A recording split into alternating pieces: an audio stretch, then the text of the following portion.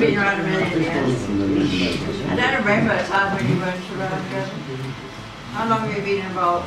Well, I think I was at the fourth, which was the international one, and I've been ever since the second spring sem.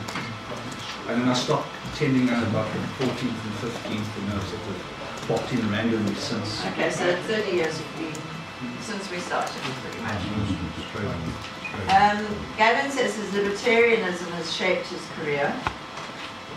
He trained as a lawyer and spent some time in private practice, worked briefly for the Free Market Foundation, Groundswell and the Federal Party. He then began a new career as a writer, consultant and training facilitator. He teaches business people and engineers about contracts and their management and administration. He also advises on claims and disputes, provides mediation and arbitration services. He looks like the perfect person to help you, Ron. While many libertarians view libertarianism through the lenses of philosophy and Austrian economics, Gavin's window adds law, custom, and myth to this mix. The title of his talk is Time Travel, Fortune Telling, Magic, and Libertarianism. Welcome, Gavin.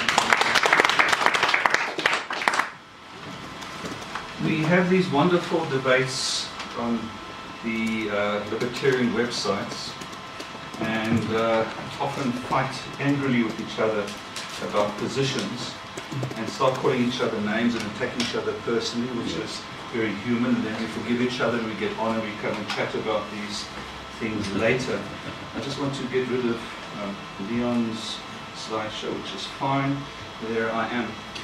Well, here's the talk sort of at the bottom.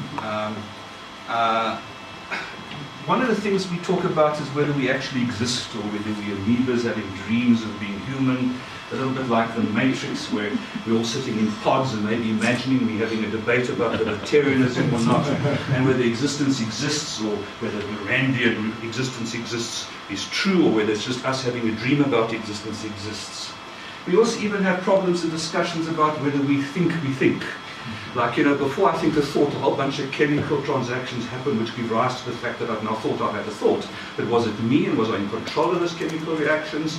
Is our thought actually volitional? How do all these things work?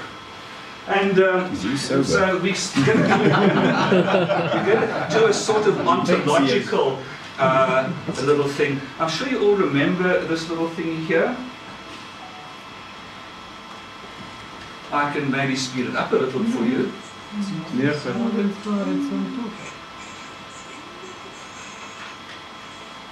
should have made it louder. Maybe we can still do that. Yeah, we all remember it. I don't know.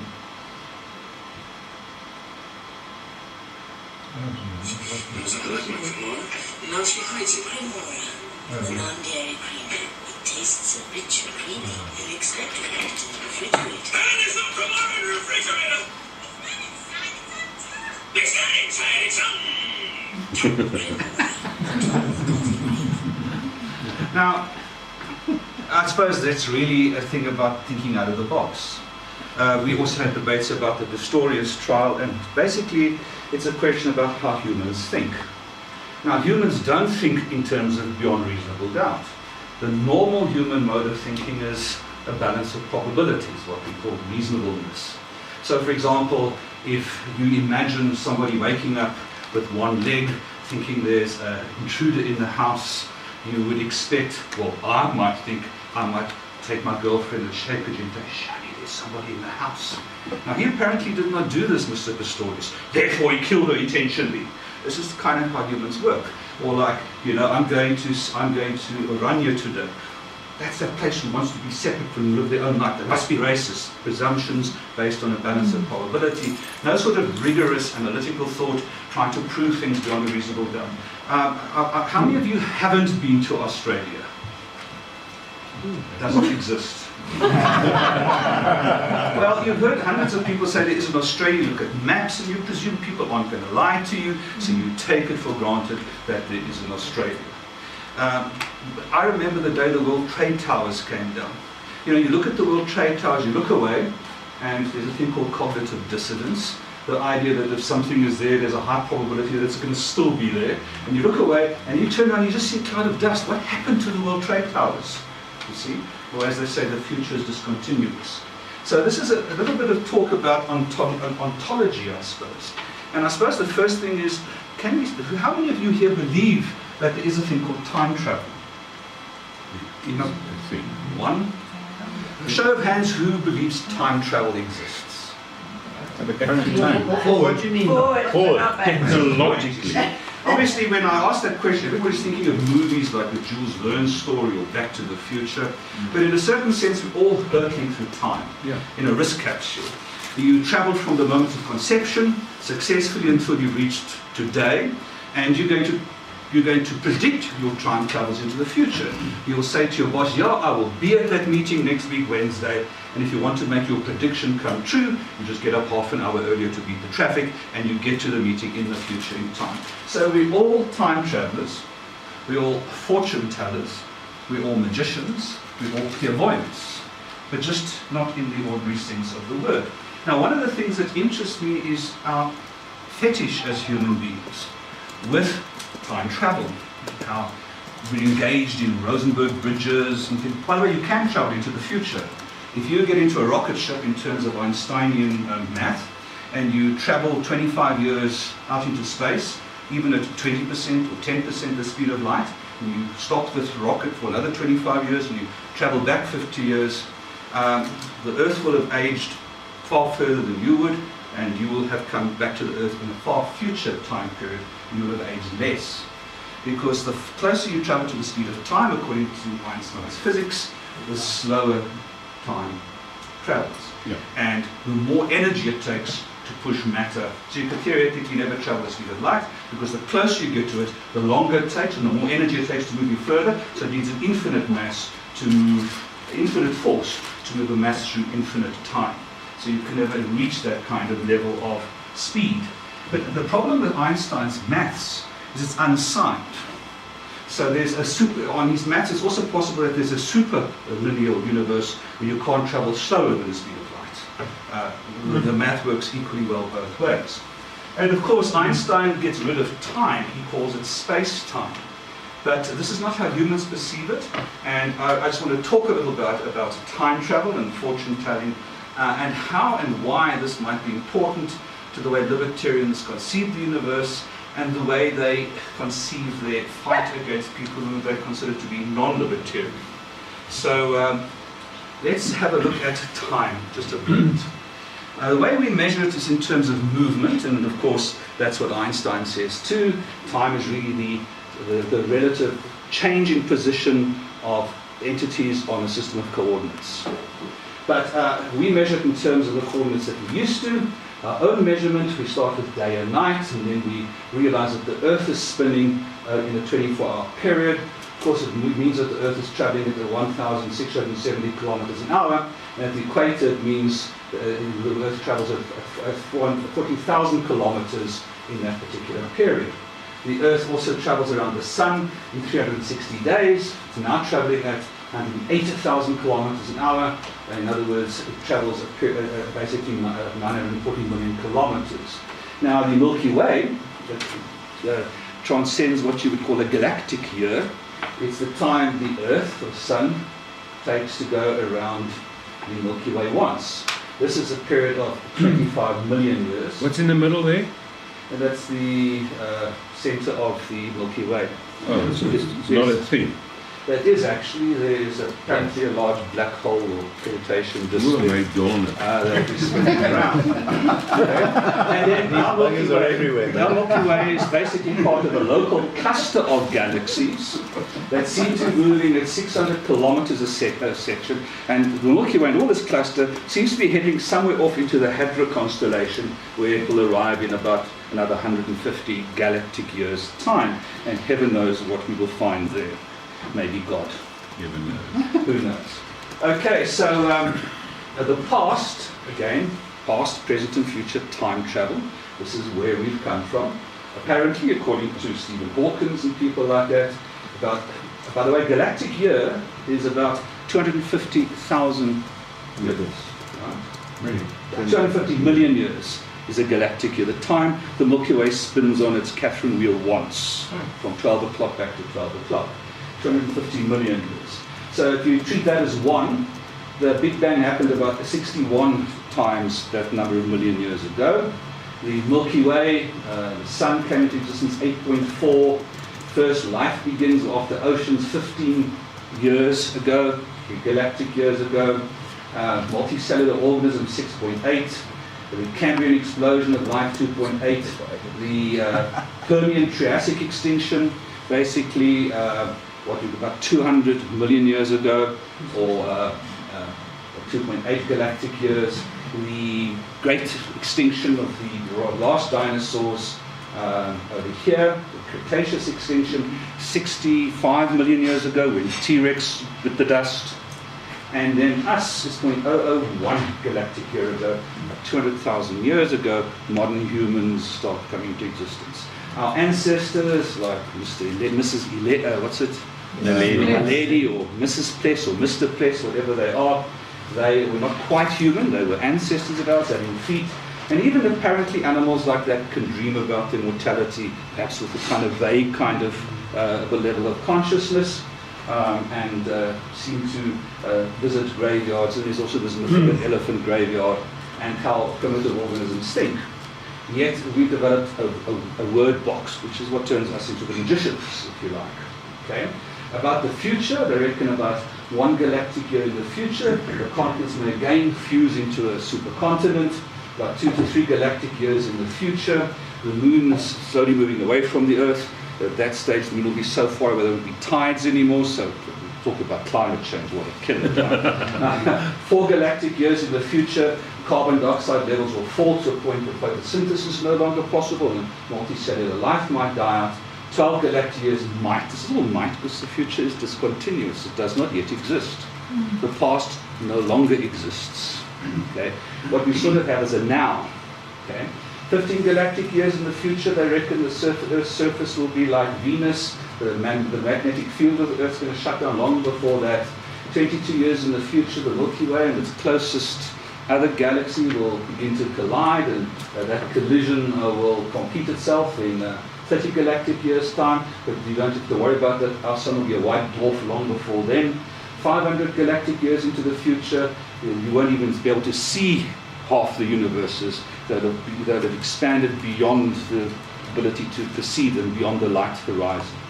And then 200 galactic years in the future, all the local galaxies will fuse into one big singular galaxy, like a sort of Gaia of galaxies sort of coming together, which is kind of weird. Okay? So what the problem is we still don't know what time is. And one of the things that affects humans more than anything else is time. We live, we die. Time seems to be one of the most incredible things. We know what it is, but we can't explain it. There's books this thick, history of time, philosophies of time. Just about every philosopher has had something to say about time. And now even the physicists are getting in on the act, on Mr. Hawkins and the Big Bang. And of course, a lot of people like Hawkins say that time is simply an illusion of human consciousness. It's not something that actually exists at all. And of course, the way they say that is they imagine you sitting outside of the galaxy like this and looking at the Big Bang and say, but all those times exist. The Big Bang's there, like you can see it in an instance. But the point is you can't sit outside the existence. You're sitting somewhere in on one of those little things. So it's not something you could actually describe as an artifact of consciousness. So what I found from my study of this and by glancing through this very, very thick book on the philosophy or the history of the philosophy of time is that up to 50% of philosophers from Heraclitus onwards until today have a view of time perhaps based on the way we experience it, because physics doesn't really help explain it, we don't really know what it is, but they have a philosophy of time which can be described as presentism. Now, the idea here is that whatever this thing is, time, okay, we can't describe it, but let's give it our best attempt. Seems to be flowing, moving in a direction. And it's very easy to tell that because you can remember the past, but you can't remember the future. So it's obviously asynchronous. It seems to be moving in a certain direction.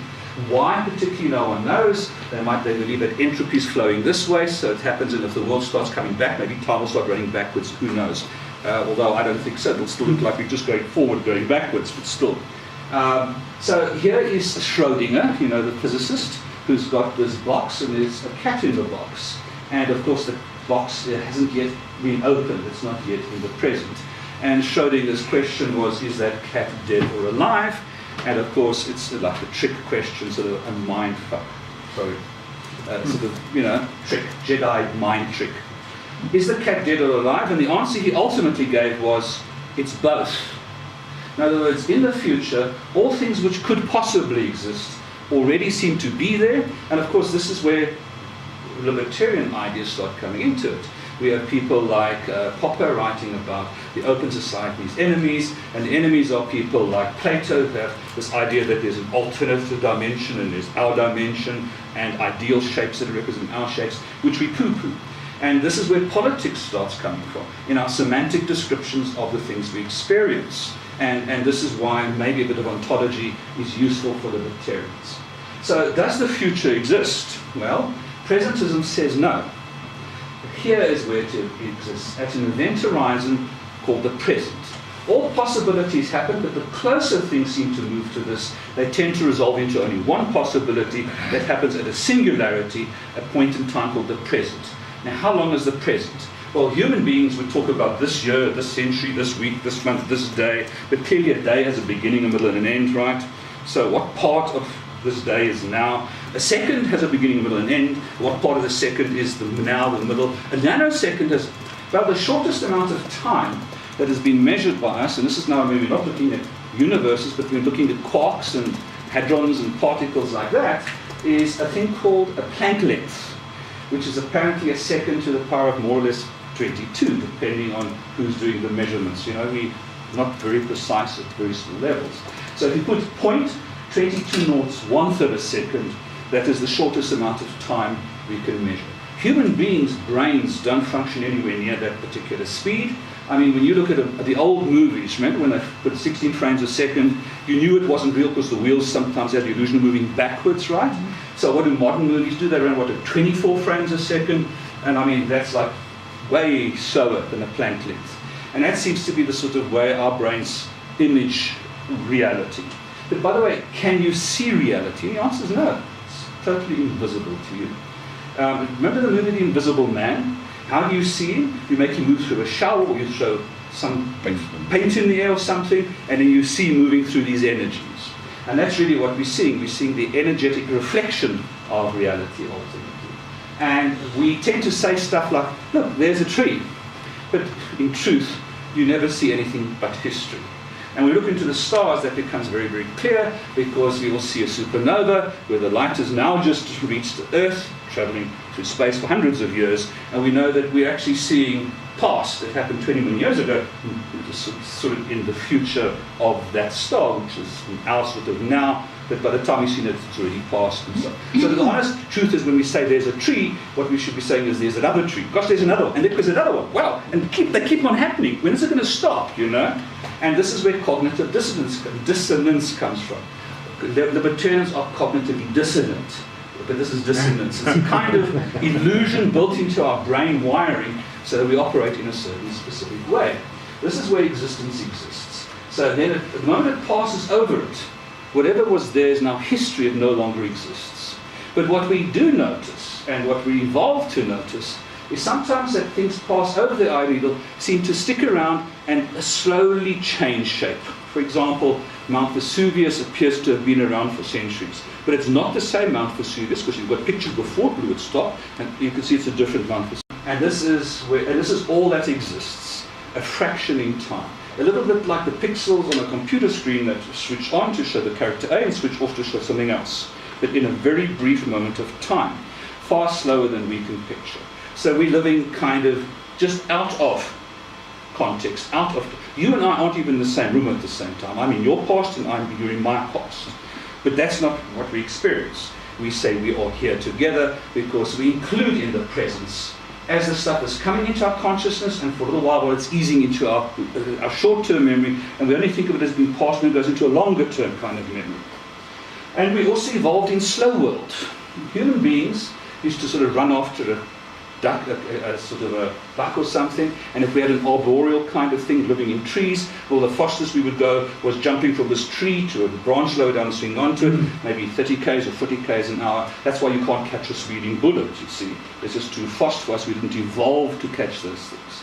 By the way, our brain, if it's functioning at 24 frames a second, other animals function better. Eagles run at about 60 frames a second. I was at a raptor show at Dahlstrom where they threw a sort of baggie into the air, and this eagle flew through the crowd like this to catch it. No one could have touched that eagle, because when you do this to an eagle, it looks like you're going, because they've got to see a bloody mouse from up there. They've got to dive bomb it at about 120, 200 k's an hour, but break just in time to snatch this thing in its claws with perfect timing. Our brains are pedestrian compared to that. So we're not terribly agile like some animals. So we Teach them cricket. eh?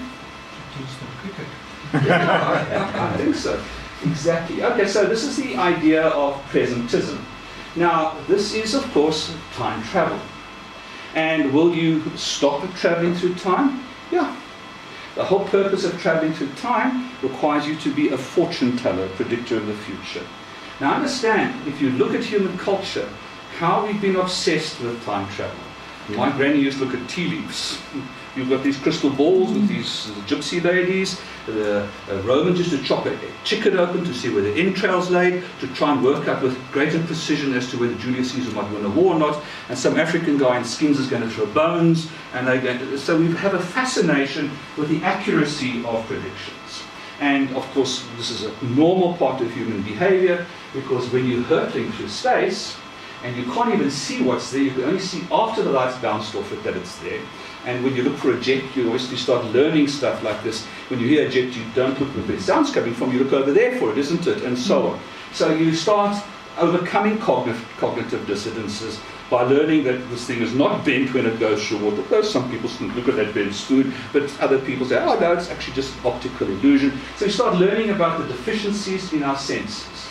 And what we literally do, is it the same tree, I suppose, is what this one is meant to be. Understand, when you speed up with time-lapse photography, it becomes very, very clear to people that often you're not dealing with the same thing, that it's a different tree all the time. Sorry, I went the wrong way. So if you look here, here's some seeds growing, tomato seeds, and you can see that every fraction of a second you are dealing with a different seed. Like, it's obviously me fiddling not properly. So there we go. And everybody's seen this. It always looks so cool.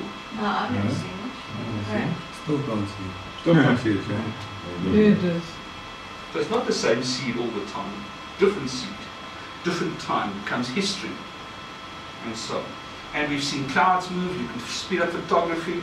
If you took a picture of Mount Etna, and you took a picture this century, you waited 20 centuries, took another one, 20 centuries, you'd see Mount Etna turn to dust, showing that it's not the same tree. And politics comes into this kind of thing, because Rand, for example, criticized Heraclitus, who said everything is in a constant state of flux. And the more we know about the universe, the more we know it was true. You're made up of countless atoms that are spinning and slowly decaying as you get older. So you are changing every second. Richard Dawkins has this very cool picture of a moving, what are these things in the desert? Sand dunes. The wind blows the sand over the dune, and this dune moves across the desert. We like that too. There's no single cell in your body that was in your body more than 5 or 6 years ago, and that type of stuff. So we also like sand dunes moving through time, where we constantly replace our bits and pieces. So what humans do is, in their present, which is just after this present, right, is they erect a lighthouse to try and peer into the future. Now, how do you look into a future that's not visible? Well, you see the things coming over that event horizon, and you start seeing patterns. And this pattern seeing thing is existent in all animals. Even a plant can adapt to what its senses tell us about what's continually flowing over the needle. Dogs, cats adjust their behavior from patterns they see. The benefit we have is magic. We can put words to the patterns, and then we can manipulate these in terms of spells or formula, if you want to call it that way. So we are continually engaged in the process of predicting the future.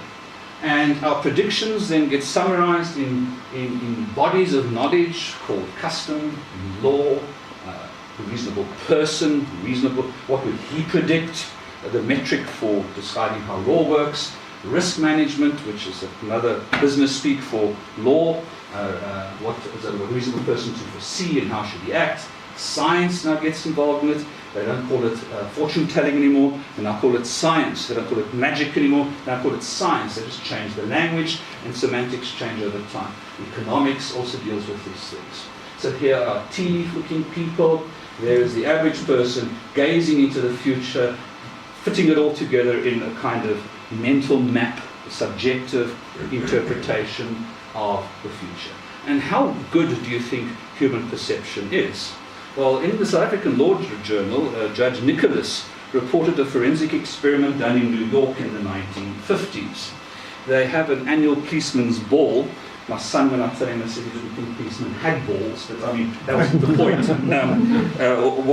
This is a medal ceremony where you get Detective of the Year, Long Service medals, and they invite all the luminaries of the legal who's who, the DA and judges and lawyers who specialize in criminal law that the police are involved in. But what they've done is they've filmed this event, and they staged a mock hold-up. And just like in a forensic test, some had scars, some didn't, some had green clothes, some had sneakers, some had Tommy guns, some had handguns, some had 6 guns, and they made the men lie down, they took their wallets, they made the women lie down, took their jewelry and pearls and whatever, and they managed to make a clean getaway, and like Hollywood, the New York's finest arrived. And of course there's a lot of outrage when there's a cop killing or they did this to us, so they agreed to do everything by the book. They calmed the people down, separated them out, took statements from them, and compared them to the film version to see what the accuracy was of human perception. Who would bet that it's over 50% accurate or under? Who says over? Well, hell, you're very badly wrong. Between 50 and 40% accuracy? Anyone? Less than 40%. More or less than 30? Less or more? No, slightly more, about 32% correlation. So of everything that happens, you're like seeing, you're taking in and recording 32% of it. And that doesn't even account for one guy looking this way and another guy looking that way when the thing happens. So when lawyers get people into the witness box, it's often not surprising when the judge isn't even sure if they were in the same city, never mind in the same scene when the knife fight happened. And when a judge says he believes X beyond a reasonable doubt, what kind of stuff has he been smoking, Sean? Okay. So it's very difficult for judges and lawyers and on evidence to really know much about reality. But when the patterns start coming long and long enough, we go into this human dream of truth, and we develop our kind of culture around this. What is risk? What is risk? Well, this is the modern name for fortune telling, right? Risk is the attempt to measure your inability to arrive at a future point, to get from here to there in the future. And anything that can deflect from that risk. For example, you guys all know the sun's going to come up tomorrow, right? Is this a prediction that you're willing to bet your life on? Yeah. Well, very often you do. You cross a road and you don't see the sun come up tomorrow. And the moment that happens, you stop your time travels dead in the track, right? So for every one of us, the sun will not come up one day. So you can say that there's a very high probability that the sun will come up tomorrow. You can't say much more. And of course, we see other people die and the sun comes up for us tomorrow. So we obviously then assume that the sun coming up is an objective factor and the dying for me is a subjective factor. And we can learn these kind of patterns too. But the way you measure that risk is in a vector. The first vector is a probability or fortune-telling vector. What is the likelihood of this event happening? And the second vector, determining the actions we're supposed to take as reasonable persons, is an impact vector. And this is the kind of thing we teach people in drafting contracts to try and foresee the things that can go wrong, the impact of the actions or the events in the future that might impact, how severe they are, and to write terms and conditions as a portable way of resolving the dispute, preferably before it even happens. So if you can write smart contracts, in the proper sense of the word, you can actually manage the future more accurately. And of course, we normally throw it on a table like this, and this is how we do our fortune telling. A are events which rarely happen. Okay? B are events that are possible, but are not necessarily likely. The C might be events that are likely, like it's a 50-50 chance of these things happening. D are things that are probably going to happen. And E are things like the sun coming up are almost certain to happen, right? And this is the best we do as fortune tellers. But tell you something, it's damn good, because if you weren't damn good, none of you would be here, right? So you have successfully navigated the future in your ability to predict. And everything we learn, everything we go to school for, is to teach us to be fortune tellers. And you start teaching your toddlers from the moment they're born to look before they leap, slow down before they turn from the passageway into the bedroom. And if they don't listen to your guidance on foretelling the future, my son's got 4 stitches and he slows down before he turns corners. And you teach him to look left, right, and left again before crossing the road. And you tell him if that truck is over there, you stop until you're old enough to work out the relative motion and how quick it's getting to decide whether it's going to be 1 minute or 4 minutes before it's going to get you. And notice that when people don't do these things well, they look at the truck, and when it gets very big, they now get scared, and then they run in front of it. And that's, of course, not good for fortune telling.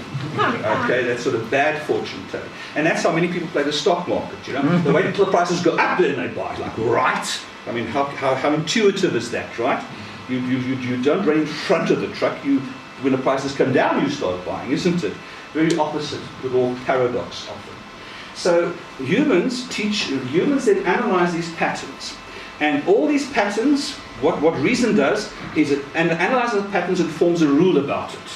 And we call those rules good practice, best practice, morality, law, economics. They're resolved in terms of a set of principles. And when we look into the future, we look into it in a sort of principle set that is part of our education.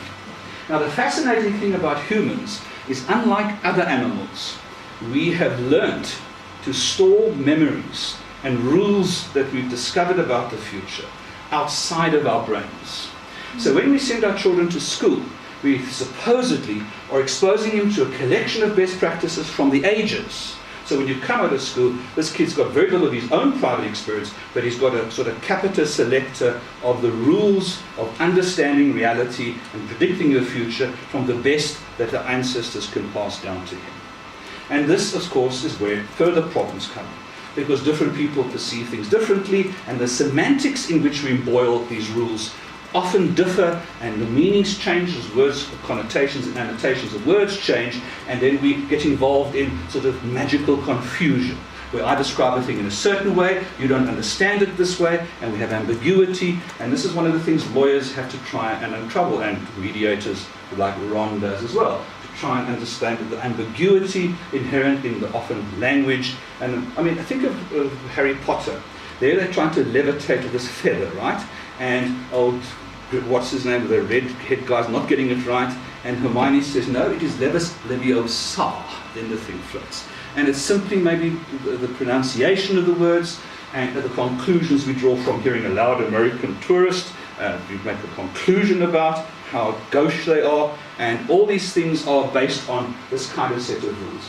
Impact is always going to be an impact on time, on a high level, resources, the cost of moving into the future, the kind of energies it requires, so time, cost, and of course, what's the third one? Performance, that you will deliver the right object or the right thing in the future.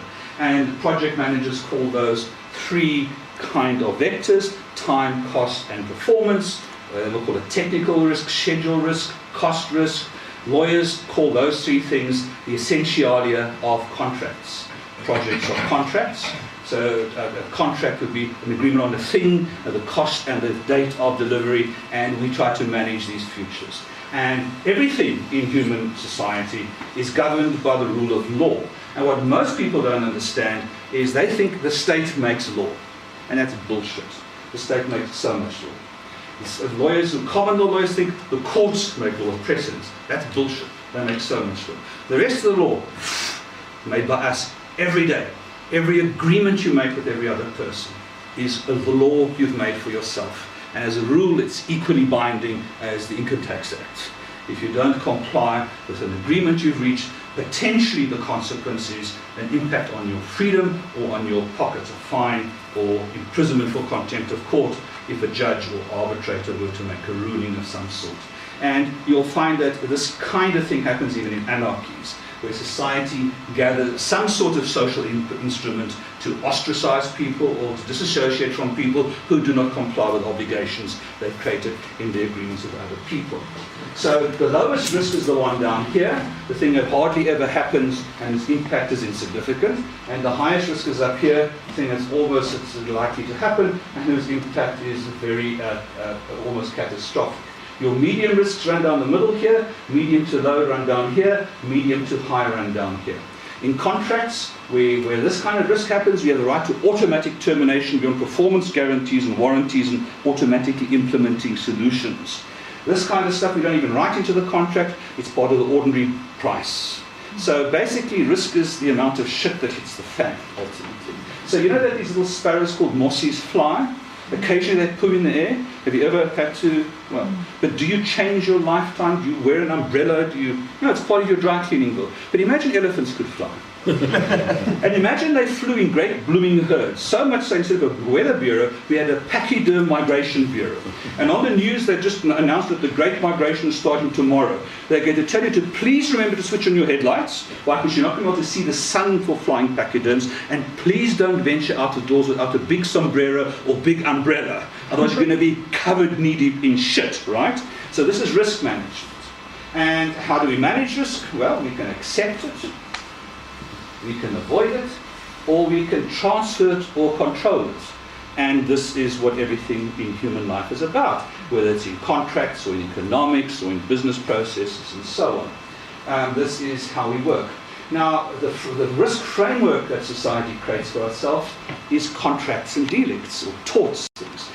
This is a set of best practices, slightly removed from morality, in the sense that morality tends to tell you you ought to do something, and society, and I'm sure even anarchies do this, there's a set of rules around which they consider more significant kind of sanctions should apply, other than just not inviting the guy chews with his mouth open to dinner again, or disassociating with him. The kind of says that there are circumstances where you can compel people. Anarchists might sort of disagree with this kind of thing, but I would imagine that even an anarchist would agree that if you and I have a contract that if you don't do X, I can hit you over the head with a baseball bat, that you can't then complain if I hit you over there with a baseball bat because valenti non fit in vero. You've consented to the compulsion against you. So it's not that an anarchy is a society in which there is no coercion, but in which coercion is managed by rules of best practice. And that's what you would call a liberal constitutional state, or something based on common law evolved principles that have stood the test of time, and the patterns are understood by everybody, and the reasons and logic is understood in a common culture.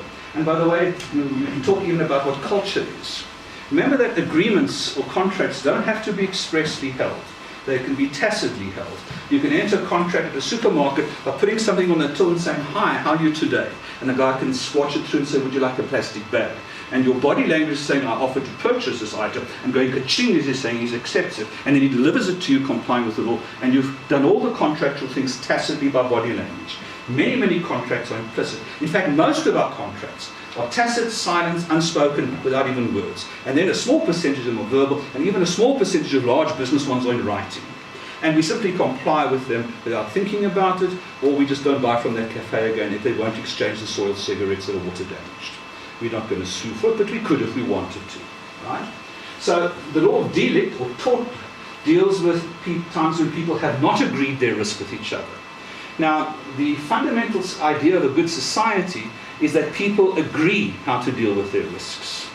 Correct? Mm-hmm. I mean, if people don't agree about how to solve their problems with each other, then it's no bloody fault if a state starts stepping in and doing it for them, isn't it? Mm-hmm. So if you agree stuff yourself and sort your problems out by agreement, you shouldn't need government or much of it. And the rule in Rome, who were the kind of people, they didn't invent the law, by the way, just like the Greeks didn't invent math. This was knowledge that was lost in the great city of Babylon, you know, when God made everybody talk different languages because they wanted to build a sky elevator. Heaven help us, we're going to build one now. maybe we'll all start talking some foreign languages again that we can't understand. But anyway, that library was lost, and most of that knowledge was preserved by the Vedic priests in India, and then rediscovered by the Greeks, where math came back into thing. But this was all there, been around. We've been having contracts when we built the Great Wall of China and we were building the Tower of Babylon. So what we found, or what the Romans refined out of this, was a notion that every good Roman should die with a will. And you should expressly state what happens to your goods, because if you don't, Gaius and Titius are going to argue about who gets the red chariot. And they're going to end up fighting with each other, which is kind of a difficult thing to put up with when you're trying to sell apples in the market and people are crashing all over you, things like in a James Bond movie, right? So we like a peaceful society, and those are one of the patterns that we've learned work for us. So we expect people to agree on these things. And then eventually the state gets hot full with people who are negligent and don't run their lives properly and don't reach agreements. So the state passes a law. If you don't decide how to inherit yourself, here's a default rules of succession that will apply in the absence of you doing your job properly as free people and taking responsibility for your own lives. And the same thing also applies to contracts. You are free to agree virtually anything you damn well please, with a few exceptions, like you can't agree to kill somebody and things like that. There's certain types of agreements that get outlawed for the very reason why we have law in the first place. But generally speaking, the law is there, the law of contract is there. In case you forget to agree something and a dispute arises, that the law says, well, then you've got a default term we will give you to preserve the peace. The last thing that an advanced civilization needs is hillbillies drinking moonshine and get involved in a blood feud that lasts for centuries, killing people, maiming, creating war. So the whole idea of the law is to preserve a peace so that people can progress. It's not there to sort of abuse people. And this is the libertarians' actual, or the anarchists' actual view of governments, that they are there to like screw over people, abuse people, and so on. The true conception of a state is to sit into a gap where humans have for some reason been careless or negligent in ruling or governing their own lives, and to provide a sort of solution that the ancestors and the community considers a fair kind of default thing in the absence of your agreement. Of course, there's nothing to stop you mediating it before it gets imposed upon you, and that's what you should do next best. It's currently international best practice to mediate and arbitrate your disputes and not go to court for the reason Rod was mentioning. Research shows that if you take a $1 billion engineering dispute and run it through courts of the G7 countries, the average time for the courts to come to a judgment is 5 years, and the average legal cost is about $25 million. That's not a dispute resolution system, that's a dispute impediment solution. And of course judges do that on purpose. The more you can make it difficult to get a court judgment, the more likely the guys say, let's leave these scrappy courts and agree ourselves. It's this method in that madness. Okay? In other words, if you don't agree shit yourself, you'll be punished first by your lawyers and then by the judges. You will next time agree properly. That's the reason for it. It's good to have a bad judicial system. Paradox. Go figure, right? Okay, so what we have then is this notion that you should agree your risk with people where you can contractually. But where you don't have contracts with people, there's a social contract. Now, every time I use the word social contract, you're thinking of the sort of René Descartes and Montesquieu and those kind of ideas of man in the wilderness and the state being necessary to make people human. But no, that's not what it means. It means that if you don't have a contract with people, there's a kind of understanding about how everybody must resolve that thing. And it's called tort. So the law of tort is a simple contract that is implied for every citizen. You must act or refrain from omitting to act in such a way as your actions can cause damage unlawfully to someone near you. All right? Damage is a patrimonial loss, if we like, some sort of loss, injury, loss to your finances. What kind of act could cause harm to your neighbor? If you intentionally punch him on the nose, that is an action of yours causing harm to a person. What kind of omission could cause harm? Well, as a rule, we don't give a damn if people sitting there and sit at home and do nothing. You're normally not punished for it. But the moment you create something dangerous, get into a motor car and switch on something that's going to go to 180 kilometers an hour, you are creating a dangerous environment. Then you can't simply say, I was just sitting in my car, I did nothing, and this other car got in front of me. Then you've got to keep a proper lookout and take charge of the risk you've created. And your mission to keep a proper lookout, your mission to check that the car is in mechanical order and its brakes work, would make you negligent, if you like, of harming another person. And the rule is a very simple one. If it's your fault that damages are caused, you must compensate for the harm, of course. It's a very, very simple contract. And what is fault? In other words, when do you blame people? Of course, in a civilized moral code, we never punish people if it's not their fault. Okay? We only promise purpose where on this patterning, we can think people are reasonably liable for things. Fault comes from intent. I stab you in the shoulder on purpose, intent. I'm swinging my knife around and I don't keep a proper lookout and hit you on the shoulder, negligence. What is negligence? Would a reasonable man foresee it? Would a reasonable person foresee it? Based on the experience of the average fortune teller. The law creates a composite man over historical time. People who usually do certain kinds of things, for example, children under 7. Why 7? Well, because of a knowledge problem, they just simply put in some sort of barrier, or presumed not to be able to predict the future well enough to be treated as an average fortune teller. Children between 7 and 18, well, we can need evidence to see if they understood what they were doing. When you're over 18, if you're a doofus, it's tough shit. They're going to assume you've qualified and you're now a reasonable person, whether you are or not. So very often low IQ reasonable people end up a lot of time in jail and in problems simply because they're not reasonable people. But the law has to have a sort of artificial cutoff. Just like we can't sort of decide whether some woman can consent to intercourse when one of them is 15 years, 364 days, and the other's 2 days older. So we simply have these artificial barriers. And everybody says, but that's irrational. It's not irrational. When you've got a knowledge problem to solve, and the immense energy to get the evidence to solve it is not there, often you've got to just draw an artificial boundary and say, listen guys, we know it's not sort of real absolute logic, but it's like, it's the best we can do. And often you have to live with the best you can do, right? And this is how the law often works. The second question, would a reasonable person foresee it, yes or no? And if the answer is no, of course it's not your fault. Whew. You don't have to pay for that car or the guy you've killed, it's not your fault. And you get off. But if the answer is yes, would you foresee? The next question is, would the reasonable person take action to avoid that? That's the consequence. The more significant a consequence, the more you'd expect reasonable people to be aware of stuff like that and to govern their behavior in accordance with the reasonable person type of behavior. Your standard time traveler fortune. 10 minutes left. Gosh, okay. So this is the law of delict, this is the law of contract. Okay, let's just talk about magic. In my culture here, in my culture, we normally see 3 witches with pointy hats, throwing an eye of a Newton, the blood of a virgin, and saying words over it, abracadabra, oil toil, coiled in trouble, or whatever it might be. We're trying to make some sort of mooty, isn't it? Some sort of mooty that maybe gives us superpowers, or brings us luck, or makes people fall in love with us, like some of these rape drugs. Type of stuff. They use ruins and things like this. They sort of bless broomsticks with holy water and fly on them. And in African culture, you've got much the same thing. They may wear leopard skins and so on. And in the 20th century, we still eat things. We still spin them and mix them with centrifuge. We still speak words over them. We don't bless stuff with holy water. We put aluminium and salt together with motors, or we hang glide them. And here we have all our mooties and stuff like this. And by the way, if you want a mootie that sort of makes you invulnerable, you make Kevlar and bullets bounce off it.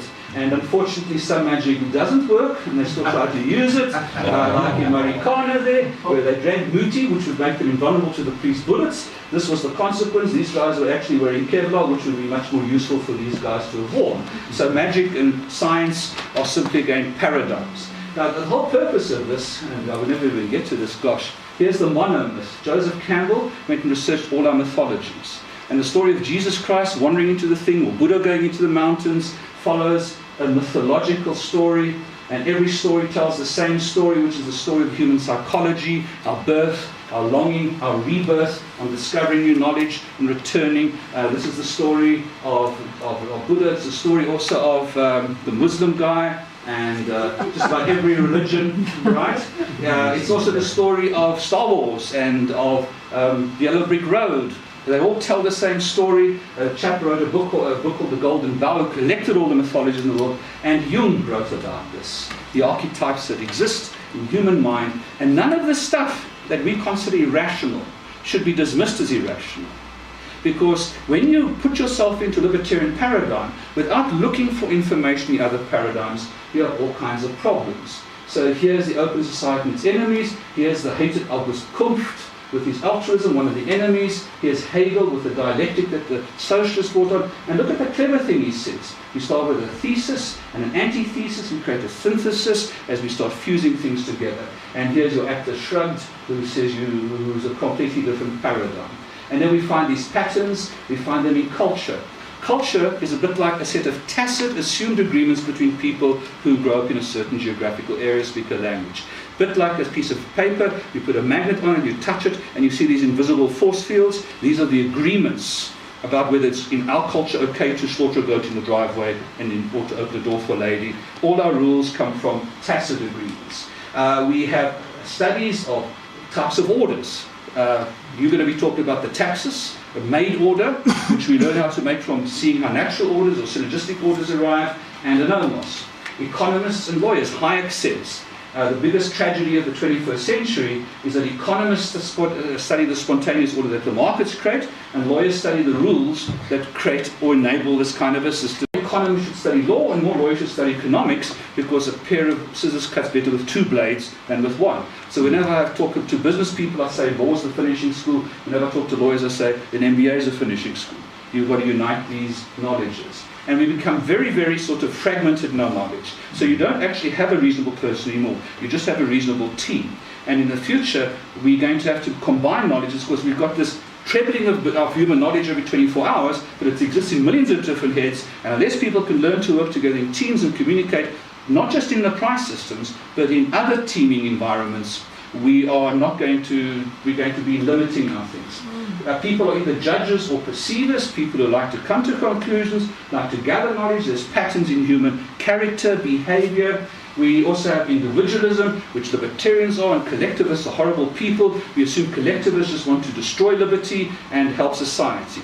Why are the question I'm asking you is, look out of the box. Are the outcomes of individualism and collectivism not different? Or shouldn't they be the same? Does not individualism perfect collectivism? Isn't the best society one that serves the interests of individuals best, so that the collective is harmonious? Should collectivism be allowed to say that they're the guys who care about groups? I don't think they should be allowed to get away with this when they destroy groups in the name of helping groups. It's far better to try and unite these into new syntheses, to find the information in different systems and find what's common in them. But like the commonality between time travel and life, and fortune telling and risk management, tort and risk management, and magic, our modern words in science and the old ideas of magic. The idea of magic really is creating artifacts that don't naturally exist in nature, isn't it? And if it works, that's fine. If it doesn't work, well, then you keep developing until it's got a new magic. If it now happens to be called science, why poo-poo those other things? People have found that leeches actually worked, because there's an enzyme that's an antibiotic released by them. So lots of old wives' tales and remedies, today we find that there's science. So never dismiss stuff, try and integrate stuff and form a new synthesis. We should be able to tell collectivists how to do their collectivism better. You know what I'm trying to say? So this is like it's not inside, it's on top. And these are all patterns. Okay, I guess I've got no time for questions. You've got 5. Nerves in its body, one that transverses, one that goes across. And they've shown that this thing can learn. And it's got the smallest brain of any creature, 4 neurons interlinking. And it can learn. So learning happens not just in the brain, that's plastic learning. The more deeper learning is how we evolve. It's in our DNA. Skulk. What I liked about what you said there was specifically just the government being the backstop for things that people have not managed. You know, and that the purpose of like a healthy government is to act as a very good Umpire. Say again? Umpire. Umpire. Yeah, when the guys break the rules. Or yeah. And what always like kind of gets to me a little bit from some anarchist arguments is basically like if you just get rid of that thing. I mean, I always say that the purpose of a government is to protect you from a worse government. Yes. You know, because things can generally get a hell of a lot worse, and almost all revolutions have been you know, sort of like a step backwards. And what's also cool for me about the market is that I think the market has over time solved a lot of those problems without having to rely on a backstop that can only use violence. You always think of the market. Remember, markets are contracts, and then people agree their things. So they become clever with experience, and they write contracts that have dispute resolution provisions in and things like this. So markets have also created lawyers who are more able to write better contracts for commerce. Yeah. So there's kind of this integration between different skill sets. Yeah, I think I agree with you. It's definitely a form of law, but it's not a form of law that requires that backstop of having to hit someone or having to resort to a very inefficient system to get stuff done. What a good state should do is create enabling systems like contract law that enable people to make their own law. It's kind of like privatizing law, and only sit with the residual night watch type government. I think that's what you call it, right? Night watch and stuff. Charles? I'm glad that you started your presentation with a really interesting way of looking at reality. But I live in a particular reality, and after 60 years, and Jim Harris had a list of 120 things that he says, I dismiss, in this reality that I live, I dismiss water divining, I dismiss this, I dismiss time travel in the sense of the reality that I'm living now. You say we shouldn't be dismissing stuff? That's one problem that I have with life. I quickly dismiss bullshit, according to me. and it... That's why you know so little, Sean. I can't spend the time reading the new theory on the flat earth. I cannot. I know, that's not what I have in mind. Okay. But look at water divining. What is the idea behind it? Is there some way of predicting water? And we now find there are ways. Sure. Is there some way of predicting an earthquake? Yes, we now find there are certain ways. I don't use Our ancient magic now. Well, the point is, we didn't have to change the word magic to science, except because a whole bunch of people were still trying to abracadabra when it wasn't working, right?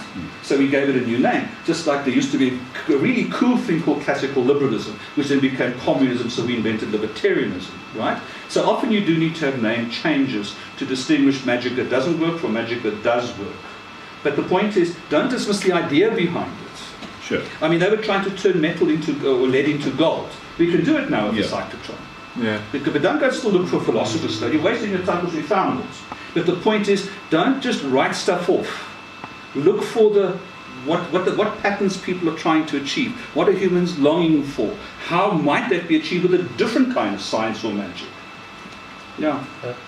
I'm just surprised you didn't use Arthur C. Clarke's famous quotation, which is, any sufficiently advanced technology will appear as magic to the uninformed. Absolutely.